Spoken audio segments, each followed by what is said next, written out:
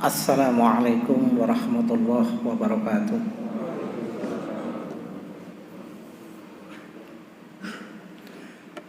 Alhamdulillahi nahmaduhu wa nasta'inuhu wa nastaghfiruh wa na'udzu billahi min syururi anfusina wa min sayyiati a'malina.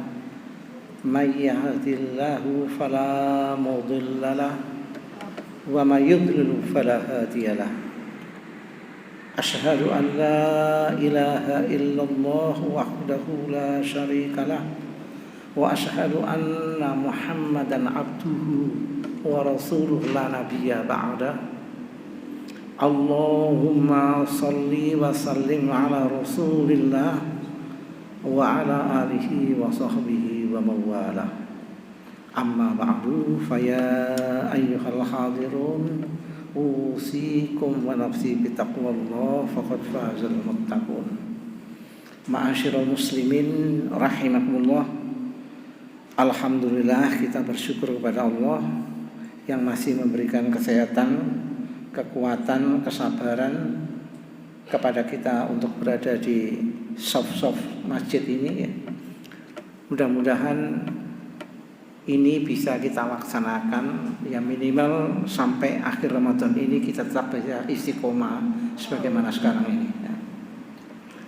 Ma'asyiral muslimin, pada malam hari ini saya mencoba untuk berbicara dari aspek moral dari surat Al-Baqarah ayat 183 itu, yang mana pada awal-awal sering dibicarakan dari sisi aspek hukumnya, dari sisi kutiba alaikumusiyam, yang sebenarnya tujuan daripada puasa itu harus kita raih, yakni adalah la'allakum tattaqun.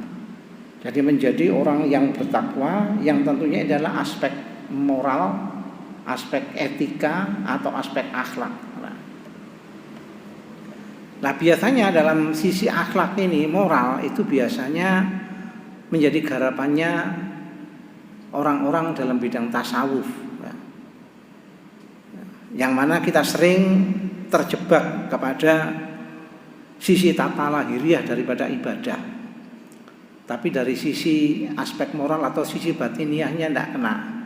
Makanya kadang-kadang tafsirannya orang-orang tasawuf itu tidak bisa kita telan begitu saja, tetapi ada yang perlu kita renungkan, apa maksud daripada ucapan atau kalimat-kalimat yang diberikan oleh orang-orang tasawuf itu. Sebagaimana mungkin kita sering mendengar cerita tentang Nabi Musa dan Khidir ya, yang merasa Nabi Musa itu dirinya paling pinter ya, tapi ternyata ditegur oleh Allah, ternyata ada orang yang lebih daripada kamu ya. Maka kepingin Nabi Musa bertemu dengan orang itu, maka ceritanya kan beliau membawa ikan, maka kalau ikan itu hilang di satu tempat, maka disitulah kamu temukan orang itu. Dan ternyata ikan itu hilang di satu tempat itu, dan ternyata dia bertemu dengan nelayan, dan itulah orang-orang menafsirkan sebagai Khidir. Nah, di sini bertemunya Khidir dengan Isa itu kan, Musa itu dengan dikatakan Bahrain. Bahrain itu bertemunya dua lautan. Nah, disinilah orang-orang tasawuf itu mentafsirkan lautan yang dibawa oleh Musa itu adalah lautan syariat. Jadi sungai bertemu dengan muara yang besar, itu lautan ma'rifat yang dipunyai oleh Khidir. Sehingga ketika itu Nabi Musa tidak bisa mengikuti tata cara Khidir ketika melakukan satu perbuatan yang di luar daripada perkiraannya gitu. Membunuh anak kecil ya, kemudian melubangi kapal dan lain sebagainya itu. Nah, disinilah ma'asyiral muslimin saya mencoba untuk bercerita tentang tokoh tasawuf yang namanya Abu Imran Al-Wasiti. Yang Abu Imran Al-Wasiti ini kebetulan melihat ada orang yang duduk di atas awan. Ya. Jadi tidak bisa kita terjemahkan awan maksudnya apa begitu ya. Maka terjadilah dialog, kok bisa kamu melakukan hal yang demikian itu? Maka orang itu mengatakan, taraktul hawaya fa'ajlasani fil hawa. Jadi taraktul hawaya, aku telah meninggalkan hawa. Hawa itu diterjemahkan bisa dengan kata-kata hawa itu artinya meluncur ke bawah ya. Tadi jatuh pada sumarodadenau aswala safilin itu, keadaan yang serendah-rendahnya nantinya, atau hawa itu bisa disebut dengan nafsu juga. Sehingga kita ketemukan kalimat dalam Al-Qur'an itu afaro'aita manittakhadha ilahahu hawahu. Apakah kamu tidak melihat ada orang yang menjadikan hawa nafsunya itu sebagai Tuhannya? Ya nafsu macam-macam di sini. Atau juga diterjemahkan dengan keinginan. Ya, manusia tidak mungkin lepas dari nafsu, tidak mungkin lepas dari keinginan. Hanya masalahnya mampu tidak kita mengendalikan keinginan dan nafsu itu. Yang mungkin di dalam 12 bulan itu 11 bulan sering mengendalikan kita. Ya. Nah, disinilah ma'asyiral muslimin. Nah, keinginan, kalau namanya keinginan, orang ahli hikmah itu mengatakan dunia seisinya yang begitu besar dan luasnya ini tidak cukup untuk memenuhi keinginan satu orang saja. Jadi satu orang saja untuk memenuhi kebutuhan satu orang ini, seluruh dunia tidak cukup. Tapi kalau untuk memenuhi seluruh manusia, kebutuhannya seluruh manusia, dunia ini cukup. Jadi betapa besarnya keinginan itu tidak pada tepinya, tidak ada batasnya. Ya. Semua seperti itu. Dan kita tidak mungkin lepas daripada itu. Hanya masalahnya mampu tidak kita mengendalikannya. Ya. Jadi nafsu itu tidak pernah tua, Pak, muda terus. Makanya kita ketemukan ada orang tua masih kepingin daun muda, ya itu karena nafsunya. Itu. Yang kepinginnya orang tua itu juga ya pengen makan belinju gitu, pengen. Hanya wedi-wedi dewe gitu aja. Ya. Kepinginnya mungkin orang yang tidak punya gigi itu kepingin makan marning gitu, tapi dia tidak bisa, tapi hanya kepinginan saja. Ya, jadi nafsu. Ya. Nah inilah yang kemudian senantiasa 3 kekuatan nafsu yang sering mengendalikan kita. Maka coba kita renungkan, nanti dengan ini kita akan bisa membedakan diri kita ini apakah manusia atau hanya sekedar badan wadah kita yang manusia. Tapi perangai atau tindakan kita kadang-kadang sepertinya bukan manusia. Jadi 3 kekuatan itu disebut dengan apa? 1 kekuatan kuwatun bahimiyah. Yang kedua itu kuwatun sab'iyah. Dan yang ketiga adalah kuwatun syaitoniyah. Kuwatun bahimiyah itu adalah apa? Kekuatan kebinatangan. Apa binatang itu? Ada binatang itu yang ya cuman hidupnya itu makan, minum, seks. Makan, minum, seks, dia itu sampai mati gitu dia coba. Nah kira-kira sebuah pertanyaan, apakah ada manusia yang semacam itu? Hidupnya tidak mengenal ibadah, tidak mengenal Tuhannya, tidak mengenal apa, pokoknya ya itu saja. Makan, minum, seks itu aja sampai mati gitu loh. Nah kalau gitu apa bedanya dengan binatang kalau gitu? Ya pertanyaannya kan ke sana. Nah ini afaro'aita manittakhadha ilahahu hawahu, itu diantaranya ada seperti itu. Ya. Dan yang kedua itu adalah kuwatun sab'iyah. Jadi kekuatan binatang tapi buas. Ya. Jadi binatang tidak cukup makan, minum, seks saja, enggak. Tapi dia mulai apa? Mulai dia menyerang, melukai, membunuh, memangsa. Ada binatang buas kan seperti itu. Apakah akan kita ketemukan manusia tipe model ini? Ya pasti ada juga. Ya maaf, biasanya itu juga orang yang bergerak di sebagai politisi itu pikirannya itu bagaimana kalau bisa saya menang dengan berbagai cara, macam-macam, walaupun cara itu gak benar, dia bisa. Makanya dalam istilah politik kan kita kenal Machiavellism itu. Ya. Niccolo Machiavelli itu kan akhirnya tujuan menghalalkan segala cara seperti itu. Jadi binatang buas ada orang model begitu.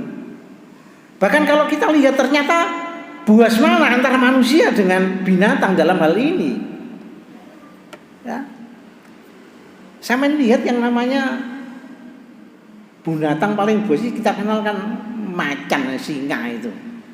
Kalau dia lapar maka dia kepingin lihat makanan, kebetulan saja di kandang itu dilihat ada kambing. Mungkin ada kambing, banyak kambingnya. Nah, dia loncat ke kandangnya itu, kemudian dia terkam kambing, dibawa keluar sudah. Dinikmati, ya. Sudah kenyang, sampai kenyang baru dia itu leye-leye binatangnya. Ada kambing di depannya itu lewat, dia diam saja, enggak. Saya aku wareg gitu. Gak mau gitu. Itu hewan seperti itu, nanti tak buat nanti aja kamu. Saya biarkan, saya kalau udah wareg. Tapi kalau manusia kadang-kadang enggak seperti itu, Pak. Dia lapar, kemudian dia lihat ada hewan atau kambing itu di kandang, enggak cukup satu kambing, enggak cukup dua kambing, itu sak kandang-kandangnya itu disikat juga itu. Itu namanya manusia itu kadang-kadang lebih buas daripada itu. Ini loh, kalau manusia tidak bisa mengendalikan nafsunya.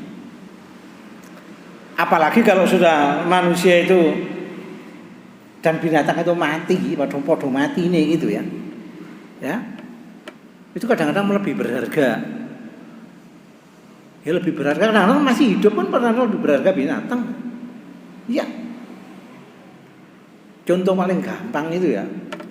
Kalau kita lihat ada bintang film yang paling cantik sekalipun, waktu dia tidur, kemudian tidurnya ngiler, tapi ilernya ditadai ya Pak. Kira-kira kalau dapat sak gelas gitu ya, terus sampean proklamirkan ini loh ilernya bintang film ini, siapa mau beli? Gak ada orang beli teman. Loh ini ilernya bintang film yang tarifnya mahal ini kan gitu ya, gak ada orang mau. Tapi coba ilernya walet itu. Burung walet itu kalau ngiler Pak, ilernya itu jutaan harganya. Kalau gitu ternyata kita kalah dengan itu. Bahkan kalau mati aja sudah namanya manusia, jangan cepat dikubur aja sudah. Tapi kalau hewan mati sih nanti dulu, saya perlu ini. Kalau macan mati meninggalkan belangnya, saya perlu belangnya, saya perlu kulitnya itu untuk saya manfaatkan. Nah inilah ma'asyiral muslimin, ketika kita melihat ternyata ada binatang yang model gitu, ada manusia yang modelnya seperti itu. Padahal kita tidak lebih berharga daripada binatang itu. Dan kalau sudah menjadi satu kebiasaan, ya, dia melakukan satu perbuatan menyerang, melukai sampai membunuh, ya, akhirnya memfitnah, memprovokasi seperti itu. Itu sudah menjadi kebiasaan, akhirnya dia tidak merasa bahwasanya perbuatan itu salah. Tapi karena sudah terbiasa, akhirnya tidak bisa membedakan mana yang salah dan benar, itu tidak bisa. Halal haram hak batal ini sama saja. Nah kalau sudah sama saja ya dia itu dari kuatain namanya kuwatun syaitoniyah itu seperti itu. Ya, maka setiap tindakannya itu dari kata satona itu, syaiton ini kan satona, artinya merenggang atau menjauh. Setiap apa yang diperbuatnya senantiasa menjauhkan diri dari rahmatnya Allah. Ya kayak seperti itu lah. Tidak bisa membedakan mana yang benar dan salah. Akhirnya apa? Ya setiap perbuatan jeleknya itu syaitan dalam Al-Quran dikatakan qauli gururo, perkataan yang indah-indah, yang menipu gitu. Ya. Kelihatannya begini, kelihatannya logis padahal itu menipu juga. Ya. Apalagi anak-anak sekarang itu kan.